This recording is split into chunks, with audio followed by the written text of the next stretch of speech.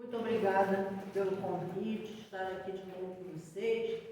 E não posso deixar, de dizer isso, que ninguém é mais necessitado de ouvir, o que eu vou falar, o que eu falo em outras exposições, somos nós mesmos. Então Deus, isso com toda a sua misericórdia, Ele nos coloca nessa situação.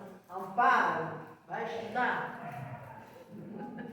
mas vai praticar também no dia a dia, porque você precisa muito também. Então, os beneficiados maiores somos nós, que arregaçamos a manga, nós começamos a estudar. E na prática do dia a dia, que a nossa irmã falou na mensagem, na prática do dia a dia, tudo aquilo que nós estudamos, que nós vivenciamos na casa espírita, no Evangelho de Jesus, como é importante vivenciar no dia a dia, já que estamos no planeta de provas e expiações e é tremendamente difícil, e nós sabemos disso. Então, nosso tema de hoje é ação e reação, causa e efeito e justiça divina. Então, que a paz de Jesus esteja em nossos corações, que os nossos sentimentos sejam de amor e de paz, porque essa harmonia de sentimentos e pensamentos, como nos ajuda. E tem tudo a ver com o que nós vamos falar hoje, com a lei de causa e efeito. Então, eu retirei esse estudo do livro de André Luiz, Ação e Reação, para que todos possam depois ler com mais tranquilidade e obter mais informações, porque é claro que numa hora não tem como um livro inteiro. E esse livro ele é riquíssimo, ele tem coisas maravilhosas ali, que inclusive eu não vou ter oportunidade aqui de falar, mas que todos nós temos no momento em que vamos ler o livro, com certeza.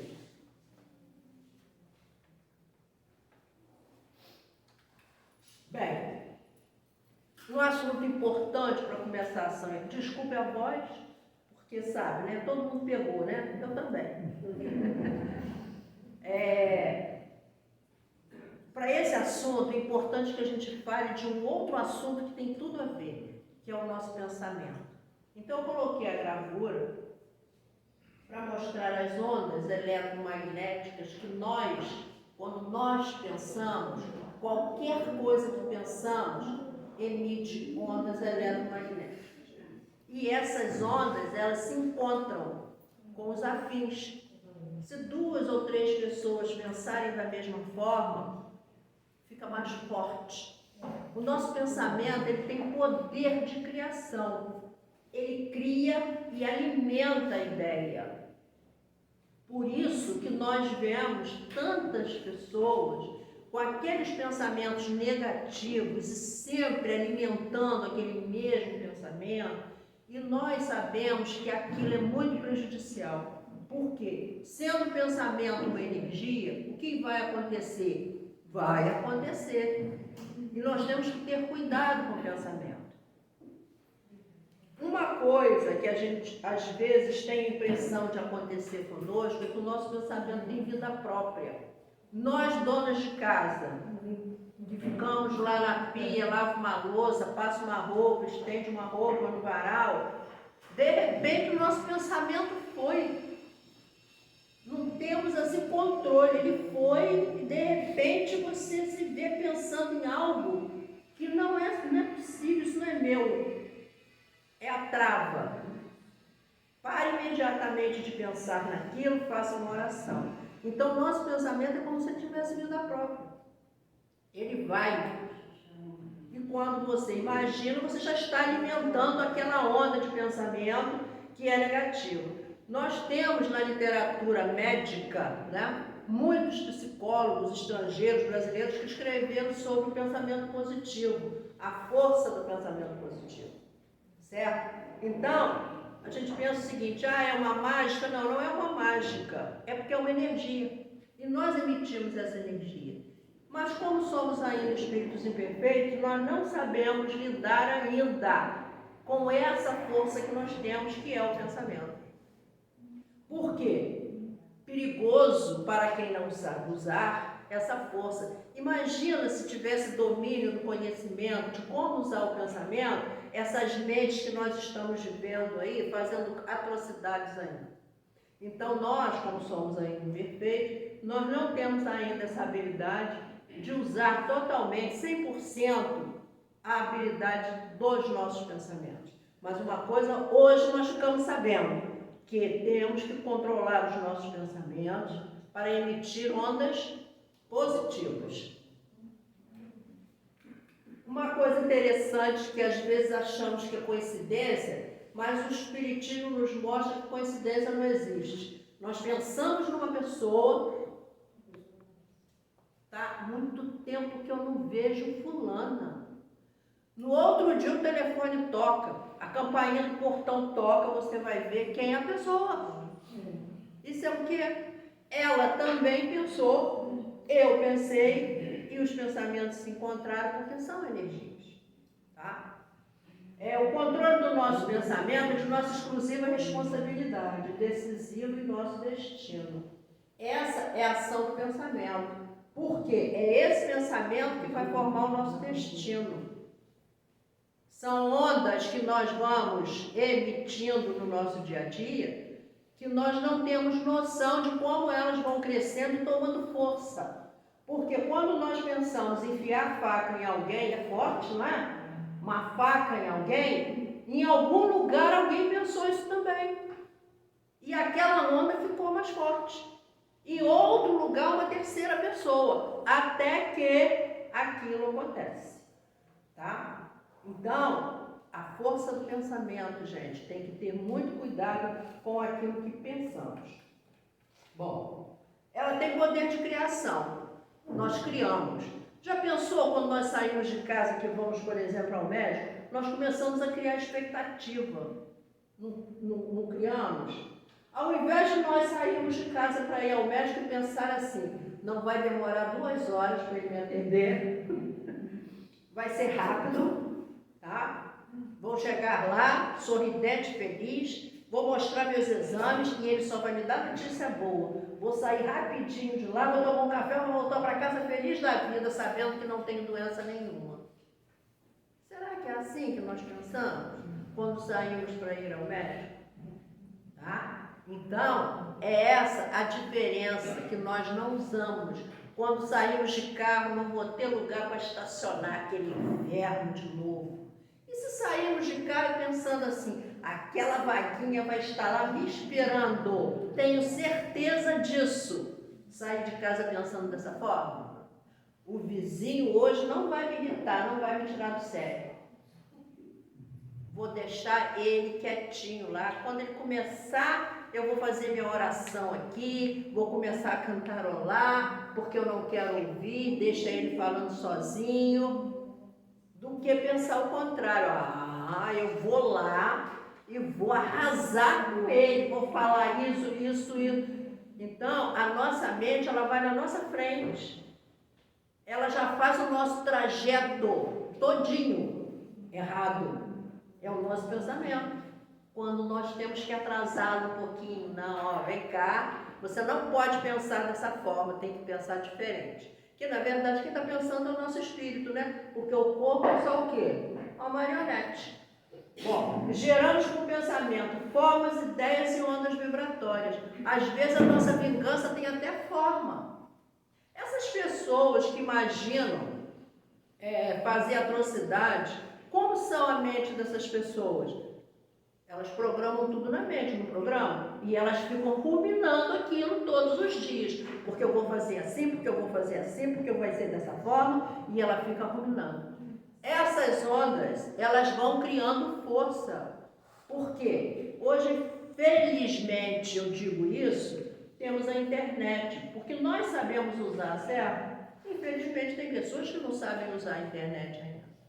Então, tem pessoas na internet que a utilizam para disseminar essas ondas negativas. Então, vai encontrando eco, vai encontrando outras pessoas que vão reforçando aquela onda e vai acabar acontecendo em outros locais.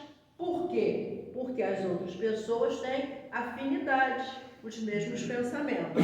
Não é? Por isso que eu falei, que sejam, né, de paz os nossos pensamentos e sentimentos esta noite, porque quando nós estamos reunidos e pensamos serenamente no amor, estamos aqui sentados num sábado à noite, para quê? Não é? É justamente para isso, para nos confraternizar. Então, se nós estamos aqui para nos confraternizar, para aprender, para trocar ideias, perguntar se vocês quiserem, por favor, estejam à vontade. Se eu souber responder, eu vou responder. Se não, vou ser sincera, não sei responder, tá? Então, nós estamos aqui para quê? Não é para ficar olhando um para o outro, não é para ficar com pensamentos ruins. Então, que sejam de paz e amor nossos pensamentos e sentimentos esta noite, porque essa forma de pensar já vai trazer harmonia para a nossa reunião, já vai trazer paz, tranquilidade, que vocês me escutem, não é? Com prazer e não obrigada. Que vocês encontrem eco nisso, que te façam bem. Por isso que a gente sempre pede harmonia, e na casa espírita a gente encontra harmonia, né? Porque ninguém vai para a casa espírita para encontrar desarmonia. Somos uma grande rede, por quê? Porque essas ondas, elas encontram os outros pensamentos afins e elas vão se reforçando. E à medida que elas ficam mais fortes, elas acabam acontecendo.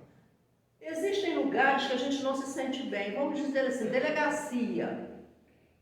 Não é um ambiente tenso? Não é um ambiente carregado? Porque quem vai na delegacia? Não é? Pessoas que estão realmente numa situação difícil. Fórum, onde se briga por separação do casamento, quem vai ficar com aquilo, quem vai ficar com... E eu não fiquei com isso, isso é um absurdo. É a divisão de bens, né? Quando alguém morre, vai fazer o inventário, é aquela briga de família por bens materiais, audiência de criminosos também. Então, o fórum também não é um ambiente de energias boas. Só que quando nós precisarmos ir, porque vamos precisar. Delegacia, tomara que não, que a gente não precisa nunca. Mas o fórum, a gente sempre tem uma coisinha ou outra para resolver. Vamos lá com aqueles pensamentos harmoniosos. Pensamentos de paz e de harmonia. Que tudo vai ficar bem. Que eu não vou entrar naquela vibração de raiva, de ódio, de discórdia. Não é? Isso é que realmente é o que temos que evitar. Então vamos lá. No Ação e Reação, no capítulo 2, André, ele faz dá um exemplo de um lago. Vamos pensar que nós estamos caminhando e de repente nós temos um lago à nossa frente. Aí nós sentamos na beirinha do lago, dá uma vontade de jogar uma pedrinha, não dá?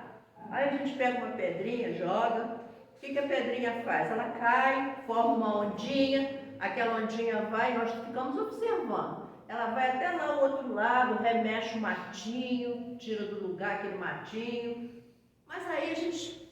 vou jogar uma pedra maior. É bom jogar pedra no lago, né? Jogar uma pedrinha maior, aí a gente pega uma pedrinha maior, joga. Aquela pedrinha vai, forma aquela onda. Vai até o outro lado, remexe um papelzinho que tinha lá, uma folhinha, e vem trazendo aquilo, mudando de lugar, trazendo, não é? Até que de repente podemos até pegar uma pedra bem maior e jogar, e vai lá no fundo. Quando vai lá no fundo, sobe aquela poeira do fundo do lago, sobe aquele lixinho que está tudo lá no fundo. Então, ele faz uma comparação desse exemplo, tá? Que o lago é o quê? É o universo. O universo. Essa coisa imensa que nós não sabemos qual é o tamanho exato. Não temos como saber. A pedra é o nosso impulso mental. É quando vem aquela pô e a gente pensa. Tá? E a onda indo, formando, mexendo e voltando, é o cosmos que nos rodeia. Então, o que ele quer dizer com isso? Que quando nós jogamos a pedra, alguma coisa acontece. Quando nós pensamos, nós estamos ativando alguma força na nossa mente que vai mudar alguma coisa. Quando aquela onda volta, ela vem trazendo para nós, que é o ação e reação. Não é? A onda, quando volta, é o bumerangue. Ação e reação, não é isso? Justiça divina, tudo aquilo que nós fazemos de uma forma ou de outra volta para nós, é a onda voltando. Então, tudo que nós fazemos tem o quê? Repercussão. Tudo, seja o bem, seja o mal. A onda volta. Às vezes estamos passando por uma situação muito difícil, então reclamamos, falamos, poxa, como é que pode, eu ofereço isso? Pode ser uma onda que está voltando, mas que são de vidas anteriores e que nós não recordamos mais. Não é uma onda voltando? Tudo que passa na nossa vida não é uma onda voltando? Tudo. Então, quando chegar para nós alguma coisa, não errou o caminho não, gente. É nosso. Veio na direção certa. A onda voltou. É nosso. Então, relaxa e segue em frente. Porque não adianta reclamar, porque nós sabemos que ação e reação. Justiça divina, nenhum de nós escapa dela. Imaginemos o pensamento força viva e atuante, cuja velocidade, olha a velocidade do nosso pensamento, supera da luz, alimentadas pelo combustível de nosso desejo.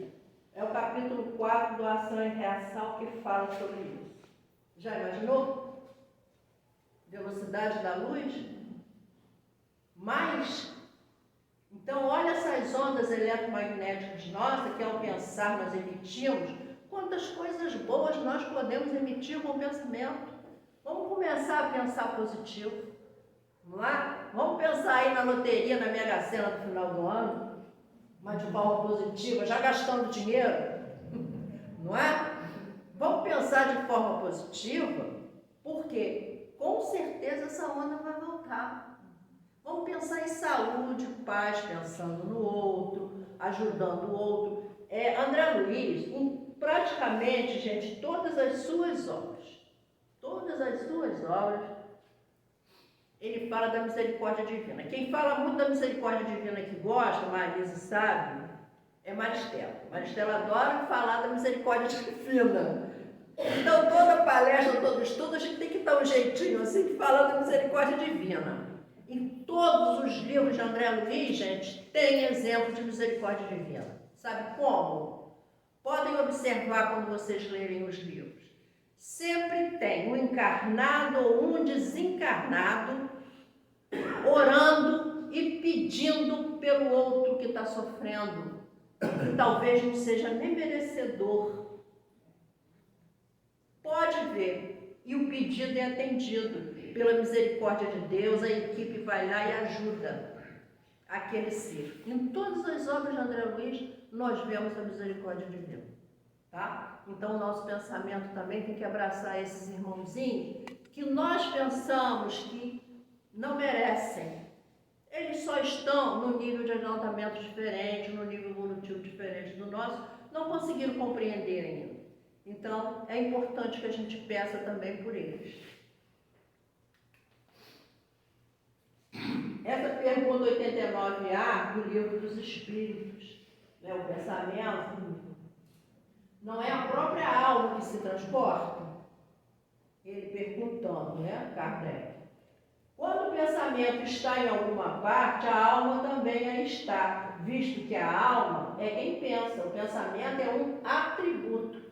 Por quê? Quem está pensando aqui, quem é? Amparo? É meu espírito. É meu espírito que está mandando as mensagens para que eu fale isso para vocês. Porque o meu corpo é só um corpo. É meu espírito que me comanda. Então, no livro dos... tem outras questões referentes a isso, mas eu só coloquei uma, tá, gente? Só uma. Para não ficar muito longo, porque esse estudo ele é um pouquinho... eu restringi o máximo. Apesar de que eu falo rápido, né? Sou tagarela. Clima ambiental. Família. Cada família tem seu clima mental, não tem? Uns mais amenos, outros mais barulhentos, outros mais e muito barulhentos, não é? E nós costumamos viver nesse clima mental. Muitas pessoas não conseguem sair desse clima. Então, ela repete o clima mental com as outras pessoas que a rodeiam fora daquele clima familiar. Elas costumam repetir aqueles comportamentos agressivos ou amorosos. É um clima mental que está ali dentro daquele lar. Por isso que a gente sempre diz que os obsessores adoram aquelas famílias barulhentas, não é? Que tem muito barulho, que tem muitos palavrões, não é? Que tem muita brincadeira boba de irritar o outro. Então, os zombeteiros, os outros, adoram esses ambientes. Quando a família mais tranquila, não é? Tem seu momento do culto do evangelho do lar, na oração, não busca discussão. Quem é que vai estar presente ali naquele clima mental? Os bons espíritos, porque eles nunca nos desamparam, eles estão sempre junto de nós. Nunca. Eles estão sempre a nos ajudar. O grupo religioso aqui agora, por exemplo, qual é o clima mental nosso agora? De harmonia, de tranquilidade, de paz. Já fiz até alguém rir aí, algumas pessoas rir, né? Quando falei da Mega Sena, né? Para torcer aí mentalmente, para no final do ano sair uma Mega Sena caprichada, não é? Então, esse é um clima mental suave, tranquilo. Quem é que está aqui junto de nós?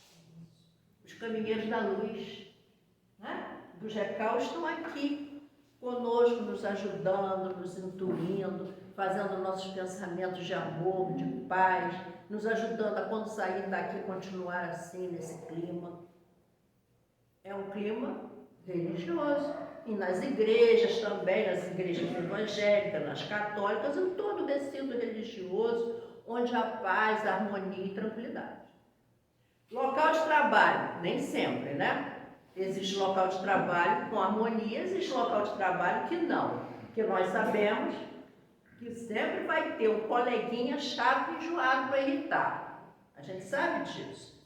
Não é? Tem que ter paciência com ele, não pode perder a paciência com ele. Por quê? Porque ele não sabe que aquela energia que ele está emanando ali vai prejudicar o local de trabalho. Então, esse irmãozinho precisa de quê? Das nossas orações. Esse irmãozinho precisa do nosso amor, da nossa atenção, da nossa paciência. Paciência, gente, onde é que ela está? Que às vezes a gente não encontra, não é verdade? Que paciência, às vezes você se pega pensando assim numa coisa, por que aquela pessoa é tão enjoada, gente? Por quê? Não é? Oração para ela. Porque local de trabalho é difícil também. Onda mental coletiva. Aí vamos ver, ligamos a televisão. Aí começamos só a assistir aquelas notícias horrorosas. Isso é uma onda mental coletiva prejudicial. Uma outra onda mental coletiva, vou fazer propaganda aqui. Vamos usar o sabão Omo porque ele deixa a roupa branquinha. Aí vai todo mundo lá, não é uma onda mental coletiva? Bem, olha só, nessa estação é o verde que está em moda. Verde na bolsa, verde na blusa, verde no sapato. É uma onda coletiva. Outra, as mangas agora são bufantes, grandes. Os vestidos são grandes, largos, compridos.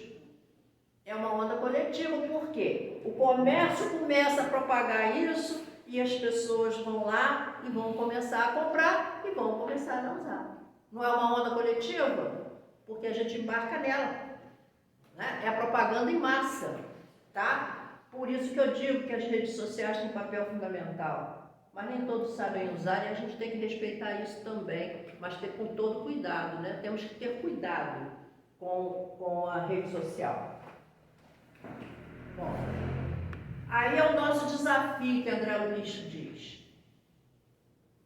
Manter uma onda mental própria, nossa, individual.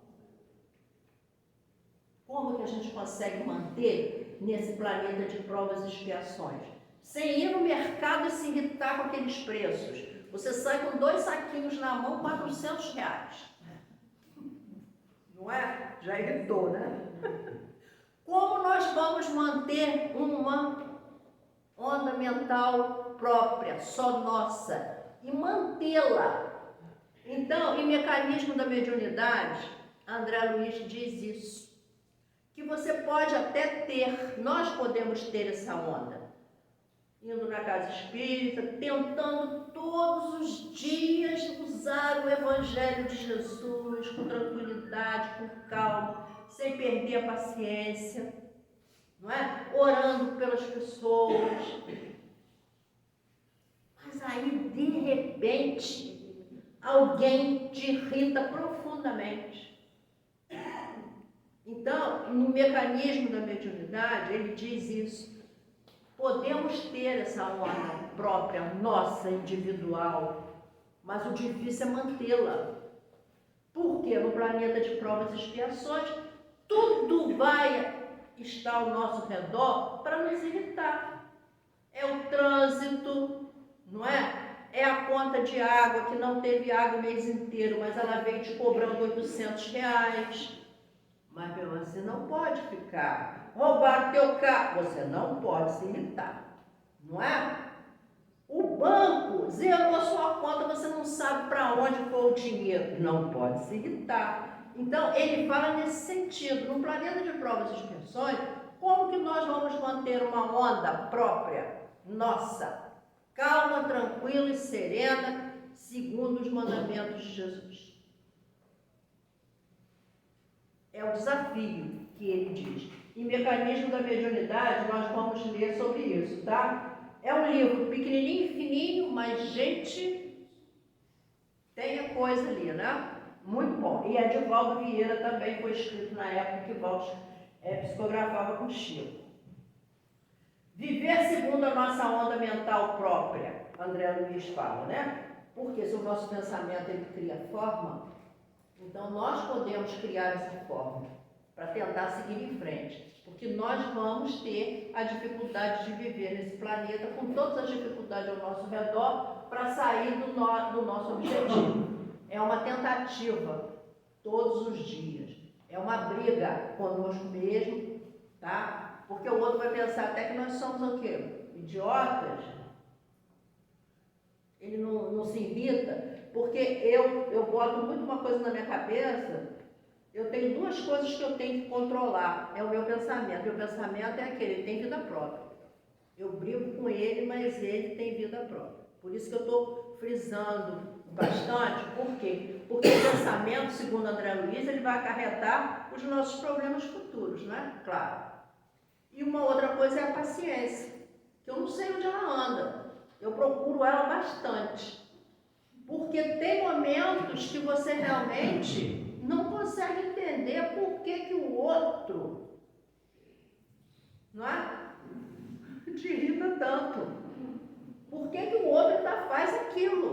Ele joga o seu lixo na rua, ele joga o seu esgoto na rua, mesmo sabendo que ali passa o esgoto, que ele pode canalizar. Então você fica imaginando esse tipo de coisa e acaba o quê? Irritando. Mas não pode irritar, Amparo, não pode irritar. Nós temos que entender que nós temos que praticar essa paciência, buscar onde ela estiver, todos os dias. Bom, a ideoplastia está, o Mecanismo da Mediunidade tem a definição de ideoplastia. O pensamento pode materializar-se, que é o capítulo 19, no Mecanismo da Mediunidade. Então, o que ele diz que é a ideoplastia? É o pensamento, ele cria a forma. O pensamento, ele é criador. Quando nós estamos pensando em algo, nós imaginamos na mente a imagem. Quando nós estamos imaginando, nós estamos plasmando aquilo. Então, a nossa onda, ela sai do nosso pensamento e ela vai para o universo. É a pedra, é o impulso mental, porque cria a imagem. Nós pensamos que não, que bobagem. Não é. O pensamento é algo muito sério. Então, nós criamos a imagem, nós plasmamos a imagem. Nós podemos fazer, no nosso mental, o exercício sempre, imaginando imagens que nós achamos bom para nós e para a humanidade. Se todos os dias nós exercitarmos isso, nós vamos realmente conseguir plasmar coisas boas. Então, o nosso pensamento ele tem força de criação. Não podemos esquecer isso, ele cria. E não se desfaz, não. Ele fica lá. Até encontrar o impulso de outros que estão pensando a mesma coisa e ele vai se tornando mais forte. Bom, cada alma vive e respira na atmosfera mental que estabelece para si mesmo, em qualquer parte do universo. Então vem aí o destino, né? O destino existe? Existe, mas ele é criado por nós. Nós criamos o nosso destino através dos nossos pensamentos, que nós concretizamos nossas ações, e aí nós vamos fazendo o nosso caminho. E fazendo esse caminho, nós vamos atribuindo débitos e créditos, que quando nós morremos, desencarnamos, o que acontece? A nossa dívida está lá, seja ela positiva ou negativa, é débito ou crédito. Então, nós vamos ter lá o que nós precisamos para a próxima reencarnação, para programar o nosso retorno, as nossas dívidas e os nossos créditos. Então, tudo através do nosso pensamento, não é destino. É o destino que nós criamos. Agora, pensa que coisa boa. Nós podemos criar o nosso destino nessa e em outras vidas. Então, vamos aproveitar a oportunidade. O espírito é constrangido a viver no centro de suas criações. Por que é constrangido? Porque ele vai reclamar. Ah, mas isso não é para mim, veio errado. Por que Deus fez isso comigo? Deus não fez nada com ele. Muito pelo contrário, deu a ele a chance de voltar e repensar. Então ele é constrangido a viver como nós, no centro de nossas próprias criações, que é o nosso próprio destino, realizado, confeccionado por nós, plasmado por nós. Está dando para entender? Então tá. Bom, a lei de causa e efeito, então, é o quê? É a conta do destino criado por nós. E o destino é o quê? As nossas próprias criações mentais. Simples. Livre-arbítrio. Aí nós vamos entrar nessa certidão da dualidade. Ah, o que é esse livre-arbítrio? Determina a nossa conduta, mas o quê? Podemos fazer o que quiser, mas temos que ter responsabilidade, porque gera consequências, gera responsabilidade. Então, a lei de causa e efeito nada mais é do que os nossos pensamentos, nossas atitudes, as nossas escolhas, que é o livre-arbítrio, fazendo o quê? O nosso destino, que é a conta que nós criamos para nós mesmos. Estamos em situação mediana de evolução, podendo mudar nosso quadro de tarefas. O que a André fala de quadro de tarefas é aquele planejamento reencarnatório que nós temos quando morremos e retornamos numa nova vida. Então, nada é por acaso, tudo ali acontece por quê? Porque nós criamos a nossa própria conta. Mas nós podemos mudar nosso quadro de tarefas. Esse quadro de tarefas é a reencarnação, é o que nós temos que fazer aqui. O mal, ele não tem que ser resgatado com o mal se o bem chegar primeiro, se o bem chegar na frente. Então, por que a gente precisa resgatar mal com mal? Vingança? Não precisa. Basta o quê? Que o bem chegue primeiro. Então, começar a pensar no bem antes de fazer o mal. Aqui eu resumi, gente, o máximo possível. São a lei de ação e reação em determinadas pessoas que ele narra no livro. Mas, por favor, não deixem de ler o livro. Se vocês não quiserem ler o livro todo, leiam pelo menos esses que eu vou citar agora.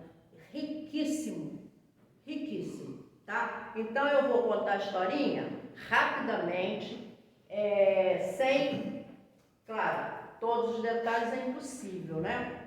Esse aqui é um débito estacionário. O que seria, então? Eu anotei aqui o nome das pessoas envolvidas no débito estacionário. O que ele chama de débito estacionário? Débito é a nossa conta a pagar, né? Nós temos que vir aqui para resgatar algumas faltas.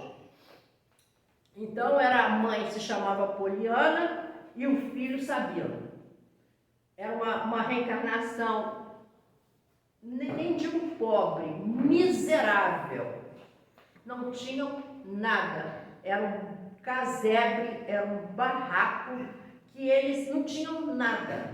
E o Sabino, ele veio com deformidade física e mental.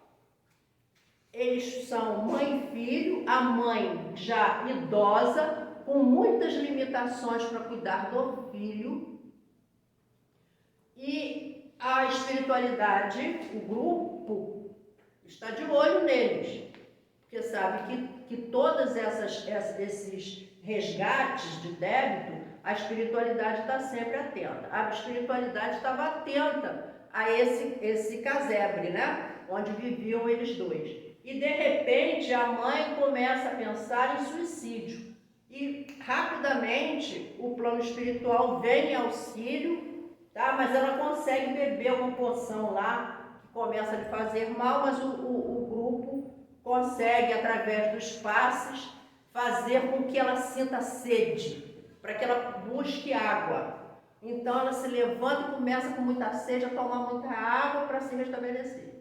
Mas eles ficam imaginando o seguinte, a tarefa está muito pesada para ela cuidar do filho, por isso que ela está pensando no suicídio. Então o que acontece?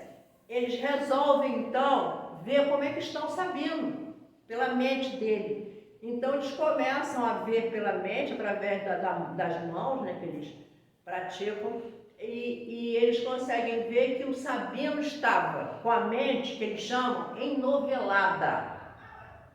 Como se fosse um novelo de lã. Ele só pensa em circuito fechado.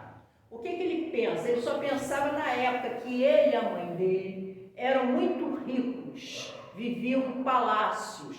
E nesse palácio eles maltratavam muitas pessoas, sacrificavam a vida das pessoas. Então eles vieram com mãe e filho de novo para resgatar na prova da pobreza, porque eles tiveram a prova da riqueza. E eles observam que o débito dele está estacionário. Ele não consegue pensar em outra coisa, no sofrimento dele, que ele poderia estar aprendendo com aquele sofrimento todo e melhorar, através da oração, pedindo ajuda para que ele pudesse. Não, ele continuou pensando naqueles momentos que ele passou na vida passada. Então, isso aí é muito perigoso, né? Por quê? Pode acontecer a ovoidização, que o espírito, então, perde o perispírito e aí fica muito mais difícil para o plano espiritual. Então, eles resolvem, então, resgatá-lo. Por isso que ele chama de débito estacionário. O débito dele parou. Espera, vamos levá-lo, né? E lá nós vamos tratá-lo para quando na próxima vida ele possa então começar a resgatar esse débito. Porque agora ele não está conseguindo. Então por isso que ele estacionou, parou ali. Dá para entender? Deu para entender a história? Tá. Mas não esquece de ler, vão adorar.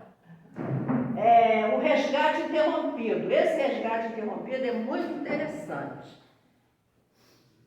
Marcela e o Del é um casal. São casados e eles têm 3 filhos: Roberto, Sônia e Márcia. Olha só, são 2 almas em reajuste de vários séculos. Reajuste de vários séculos, sendo sempre marido e mulher. Nossa Senhora, é muita coisa, não é?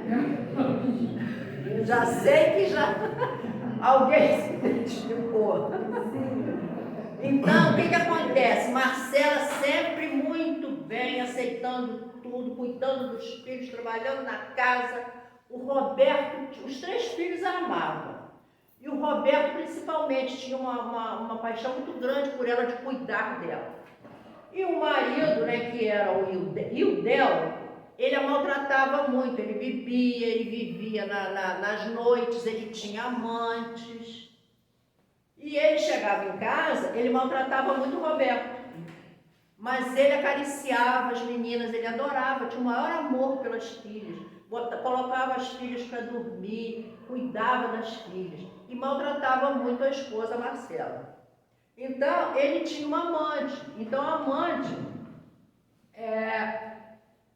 começou a colocar na cabeça dele que tinha que resolver aquela situação. Então, ele resolveu acabar com a vida de Marcela, com a esposa.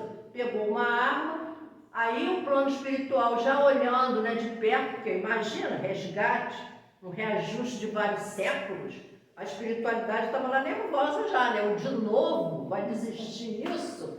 Então a espiritualidade vem e já fica de olho.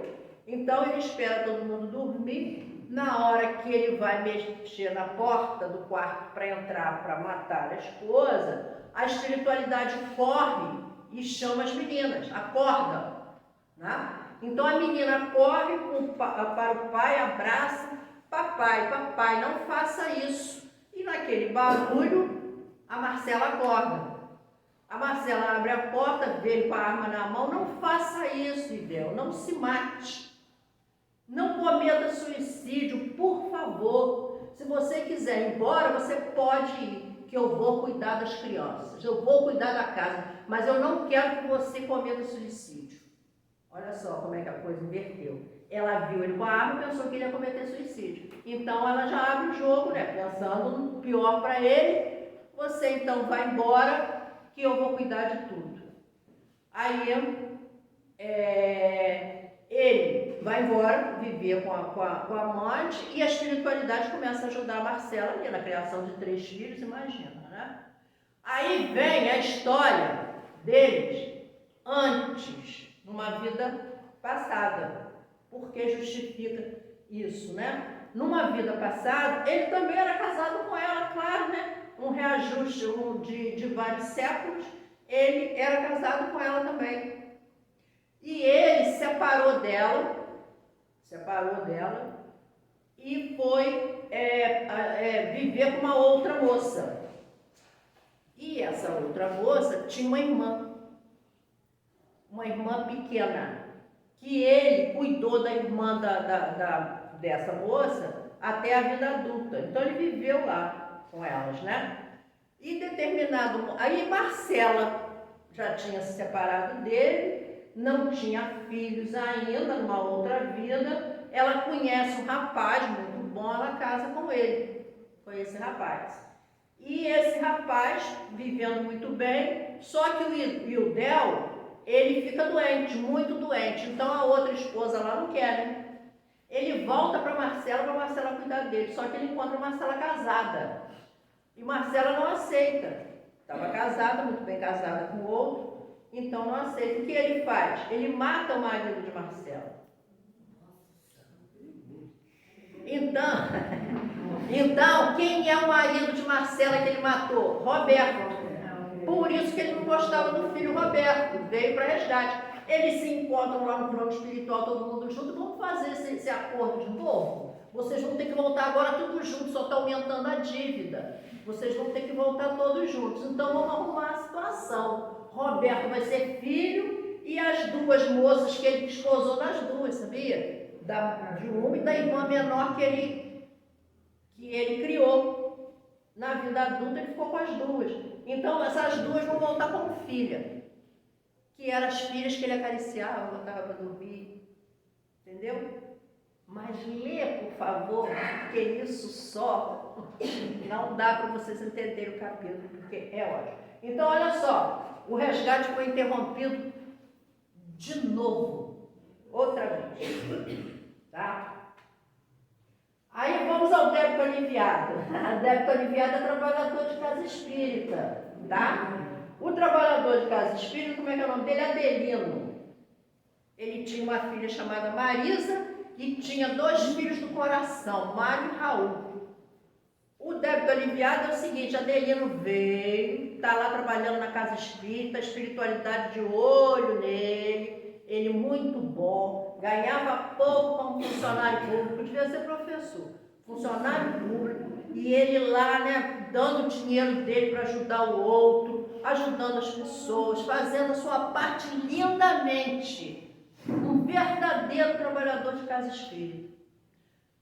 Adelino tinha umas coisas na pele avermelhadas que lhe incomodava bastante, tá? Como se fosse uma efizema de pele, né? No corpo todo.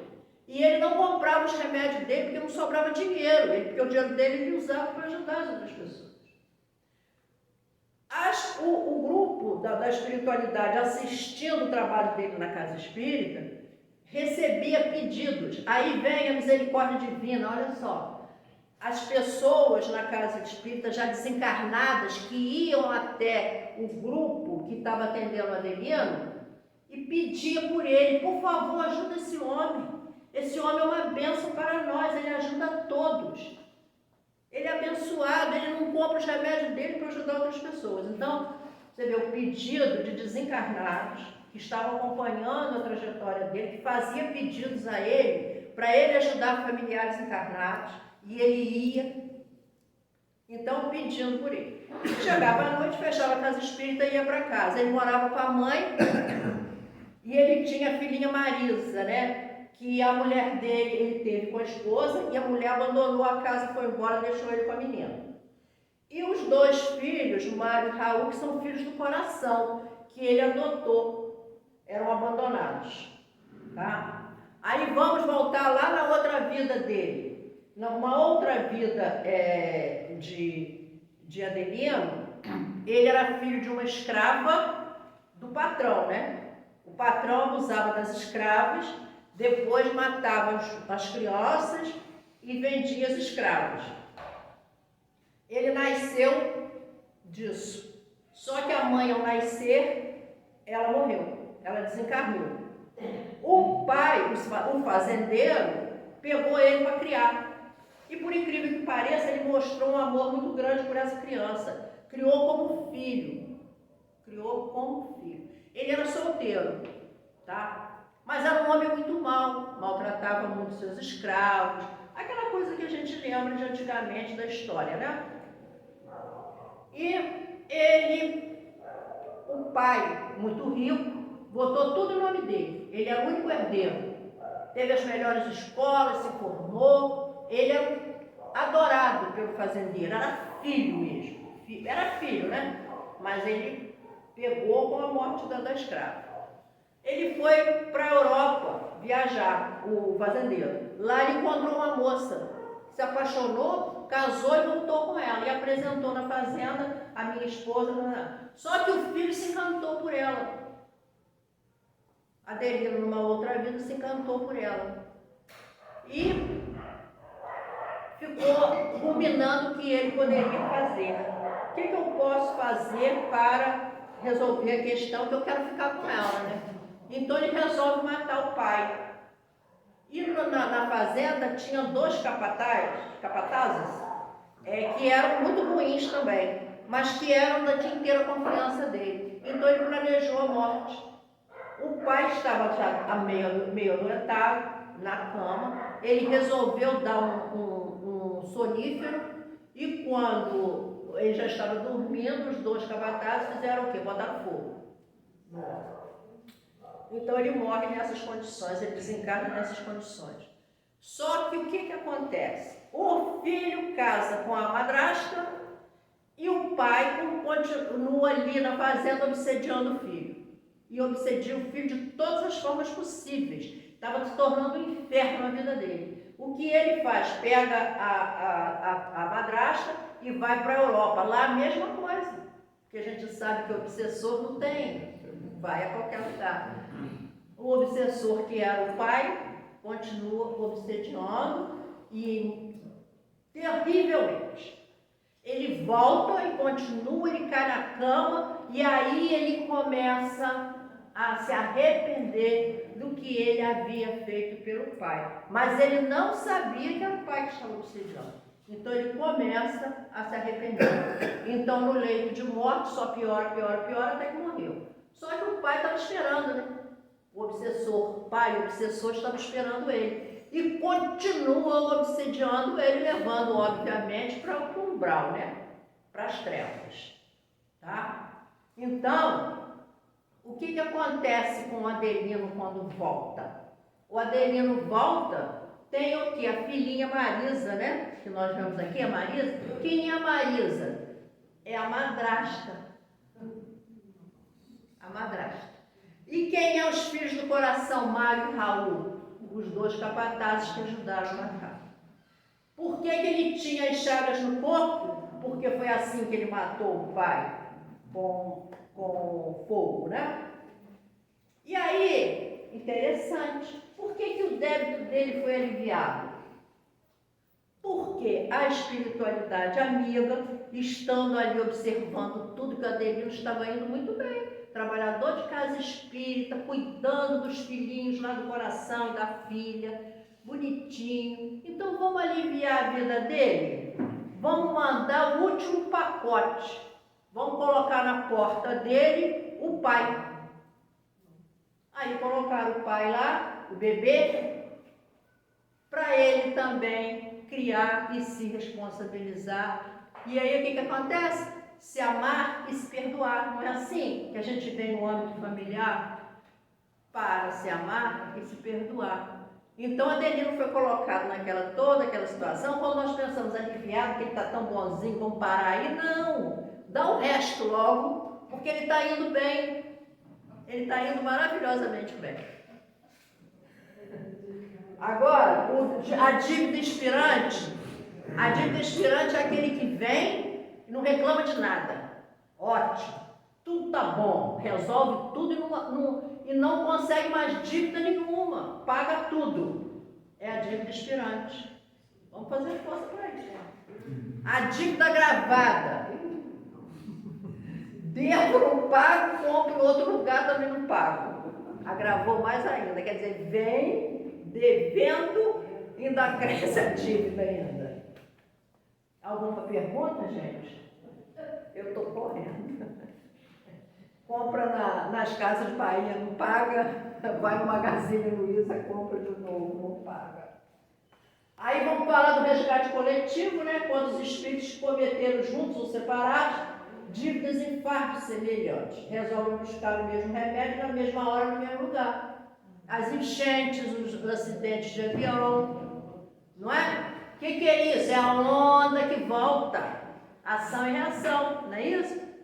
O impulso mental lá, ele não teve a estratégia lá, o ideal de matar a mulher, ele engendrou tudo aquilo na cabeça, gente. Olha o que ele propagou de onda aí.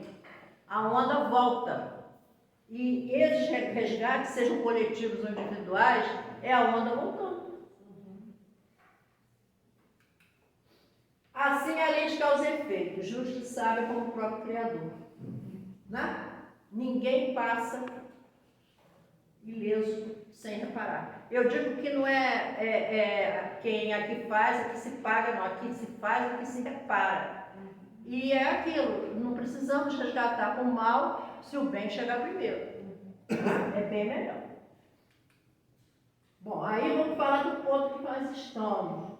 No ponto onde estamos, a inteligência está bem desenvolvida para permitir ao homem julgar sabiamente o bem e o mal. O que disse Jesus? Perdoai, Senhor, porque eles não sabem o que fazem. Allan Kardec, na Revista Espírita, número 1, ano 7. Então, será que para nós vale isso? Perdoai, Senhor, eles não sabem o que fazem?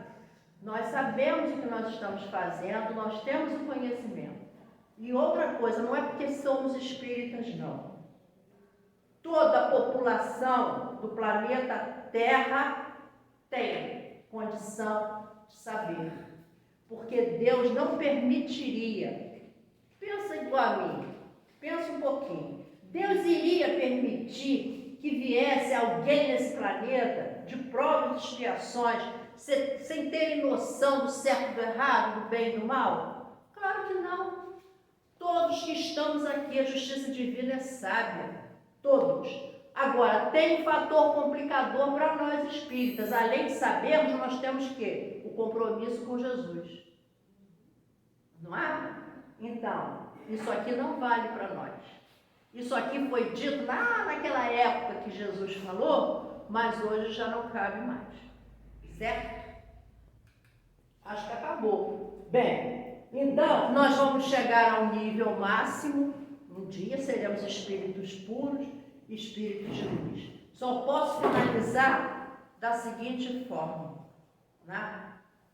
Um dia nós vamos falar que nem Paulo de Tarso falou: Senhor, o que queres que eu faça? Humildade total. Ele abriu mão do livre-arbítrio dele totalmente. Senhor, o que queres que eu faça? Não é? Então um dia nós vamos fazer que nem Paulo de Tarso fez, com total humildade, e nos entregar à vontade do Pai. Obrigado pela atenção de vocês.